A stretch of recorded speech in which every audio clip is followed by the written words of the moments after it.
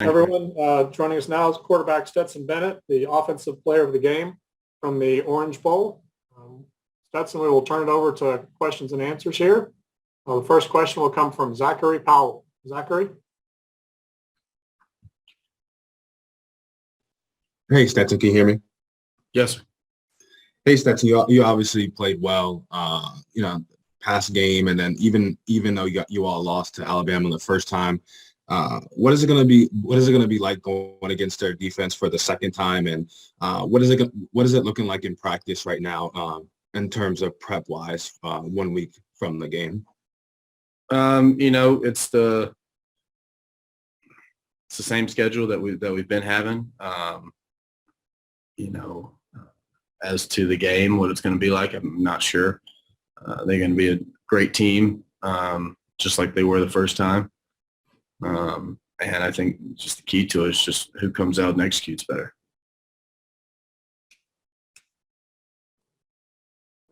Next, we'll hear from Dan Matthews. Dan?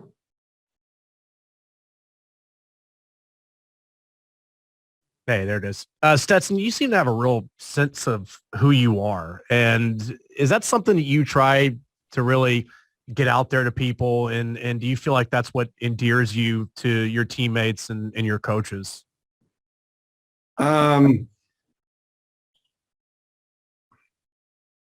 don't know. I have always kind of felt like you can't really, maybe some people can tell people what to think about, me or something. I mean, I just kind of am who I am. And, I try to be the best person I can be, football and, in life. And, I don't really know why people like me, but if that's why it is, then, so be it. Next will be Clint Chamblin. Clint? Stetson, Clint Chamblin, Locked On Bulldogs. One of the things that we saw against Michigan was an incredible blocking scheme on the edge that really freed guys up. What was practice like in that offensive week leading up that really made that crisp for you guys, that opened up the offense? Yeah, I mean, first things first, we can't do anything on either side of the ball if we don't win up front. I mean, that's the start of football. It always has been. It always will be. And we knew that they had those two guys on the edge, and we knew they were going to be coming from my head. And, Jamari and Warren and all the other guys inside, they took a challenge. They kind of, felt slighted a bit by the Joe Moore Award going to Michigan. And they knew what everybody was writing and what everybody was saying, that, they would, those two guys would ruin the game for us. And, they took it as a personal challenge, and they were focused and locked in the whole week. And they played their butts off. Next, we'll hear from Zach Klein. Zach? Hey, Stetson, two things. One, did you need that Michigan performance? Did you need that at all for any reinforce any, maybe 1% of 1% doubt that you might have had coming off the SEC game? And on a jokingly side, you hear from any heart surgeons out there asking for some advice? No, like I said, after the game, I thought I played all right in the SEC championship game. I made a few mistakes that you can't do against a good team, but I also made some really good throws, good decisions, and so my main focus going into the Michigan game was cleaning up on the mistakes and, keep doing what I had been doing well. There's no personal doubt. I knew what I had to do. I felt like I needed to play that well to beat a team like Michigan because of who they are and how talented they are. But it wasn't to prove anything to me that I could play quarterback in this league. And no heart surgeon reached out, unfortunately. Next up will be Seth Emerson. Seth? Stetson, I think as far as your offensive skill position players around you, Zamir White is only 12th in the SEC in rushing yards, and Brock is only 9th in receiving yards.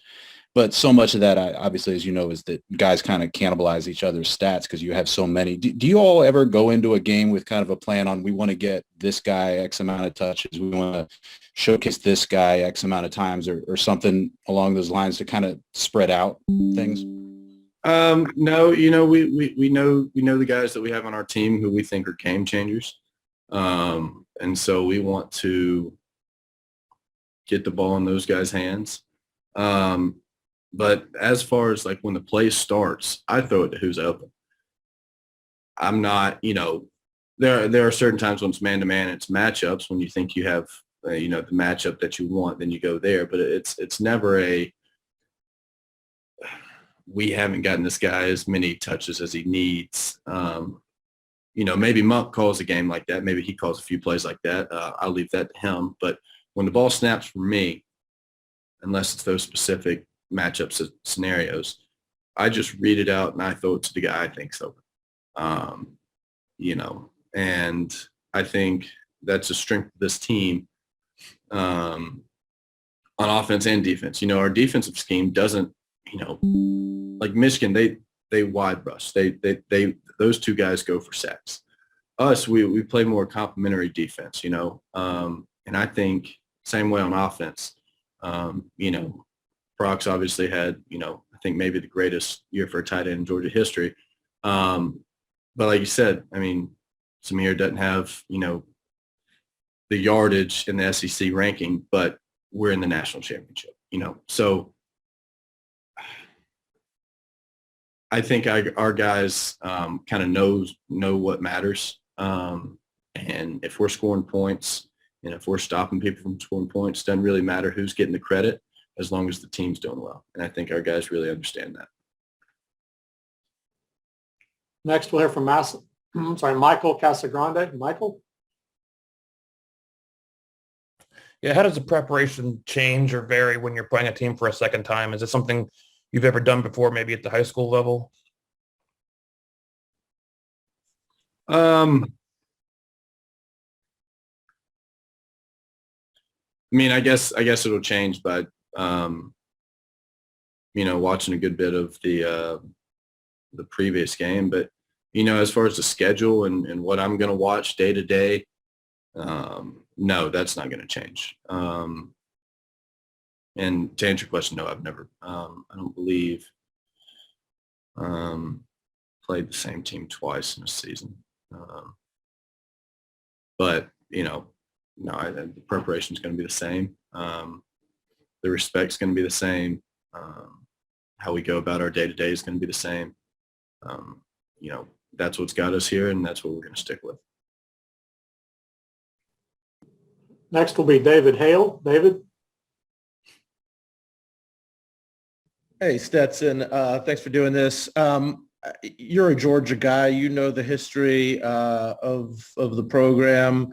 Do you have a sense of sort of the magnitude of what this means to people in Georgia, long-suffering Georgia fans? And of course, you were there in 2017, and when Alabama sort of crushed those hopes on this stage before. Does that bear any meaning as you kind of get ready for this game? Is it sort of in the back of your mind, the history that comes with it?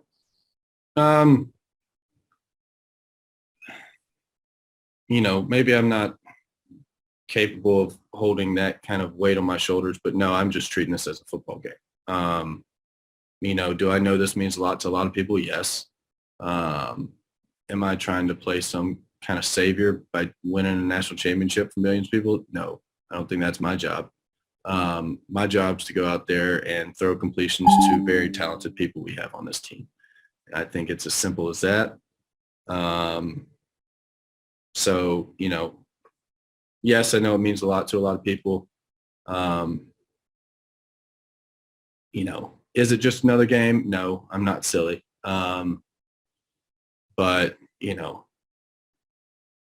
I don't think, for 20-year-old kids, you can put that kind of pressure on yourself because you might go crazy. So I'm just treating it as another game, and I'm preparing my butt off, and everybody on this team is. But the reason we're doing that is because we respect the heck out of Alabama and the team that they are. And we know we're going to have to give it our best shot to win this game. Next will be Conor OReilly. Connor.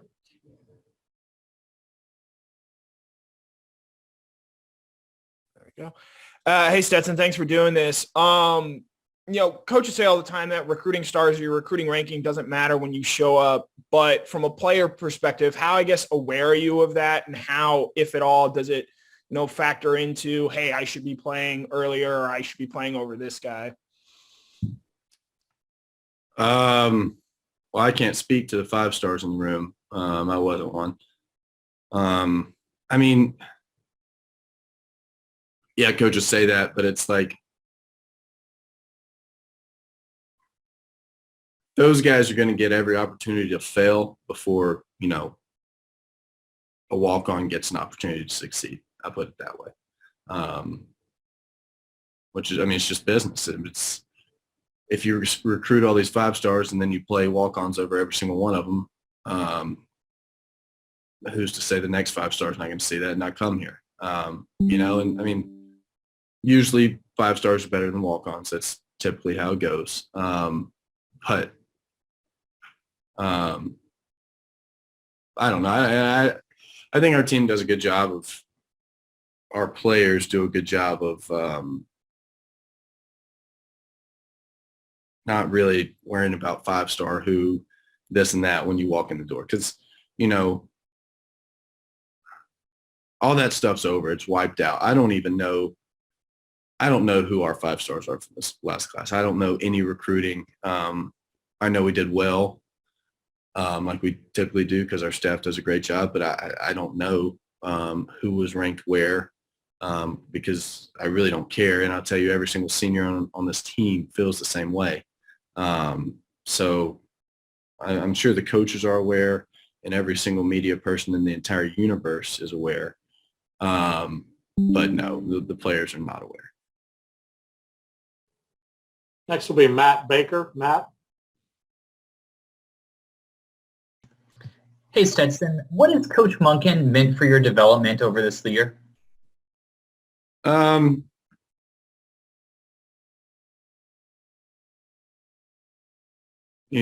Tons. He's a great coach, extremely knowledgeable. There was a lot of times where I wasn't playing, so I kind of had to take that development on my own and do that stuff. But the meeting time and just listening to him talk, because he does like to talk, but just listening to him talk in the meetings, that's invaluable. Those things are, that's why he gets paid what he gets paid, is to just talk to people like us to make us better. And then obviously the play calling, but just sitting there trying to be a sponge, trying to write down everything I can write down, trying to, learn from somebody who's been in this business for 35 years at the highest level.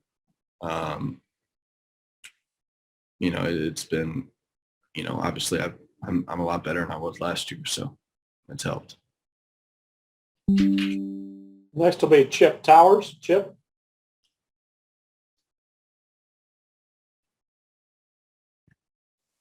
Can you hear me now? Yes. Sorry, Stetson. Yeah, a little bit more on playing a second time. Obviously you want to play better against Alabama, but you don't know that you're going to see the same stuff that you saw from Alabama last time, but you might. Tell me about the line that you and Coach Monken and everybody are sort of tiptoeing about. Do we expect him to do this again? And we need to do this better. I'm sure that gets really down in the weeds before y'all finally get to this game, right? I'm sorry, pardon me. What is the question? The question is how difficult is it playing somebody secondary, or do you know yet about the complications of, not knowing if they're going to be doing the same things or if they're going to do things slightly different this time? Right. I guess are you going to outsmart yourself, right? Are you going to overthink everything? No, we are not. Obviously, when we go out on the field, would I prefer for Alabama, if they're going to change anything up, to send us an email this week? I would love that, but I assume that they won't. So we're going to prepare with what they've put on tape, and obviously other, we're going to stick with their tendencies just the same way I do every week, and be ready to adjust. Say they come out in completely different defense, but I'd be willing to bet that they're not, because we're here in the national championship. They're not going to change up and go, all, Arkansas on us. They're not going to do that. They're going to be Alabama, and we're going to be Georgia, and we're going to see who executes better. And if there is a wrinkle come Monday night from either side, then, whoever adjusts best to that will win the football game. Next will be Anthony Dasher. Anthony?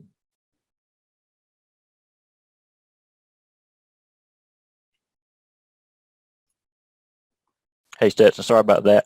Just wondering, no, Coach Mark throughout this whole season has had your back every single time. We've asked, about you. What does that mean to you to have your head coach, have your back like that? Feels good. Obviously, it's better than the other way.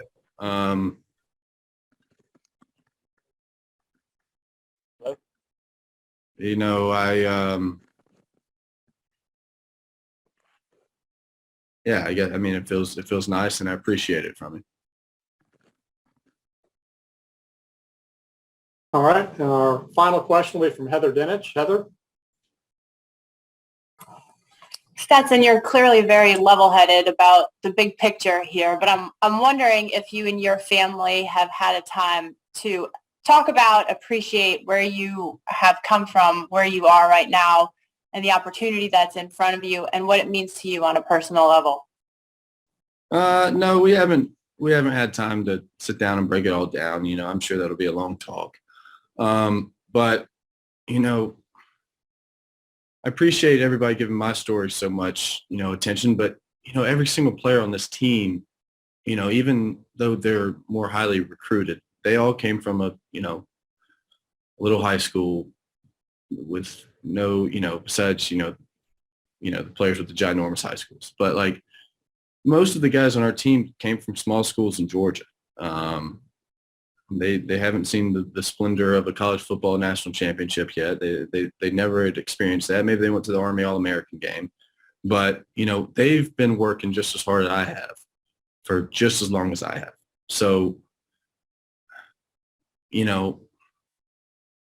to answer your question, no, we haven't sat down and talked about it.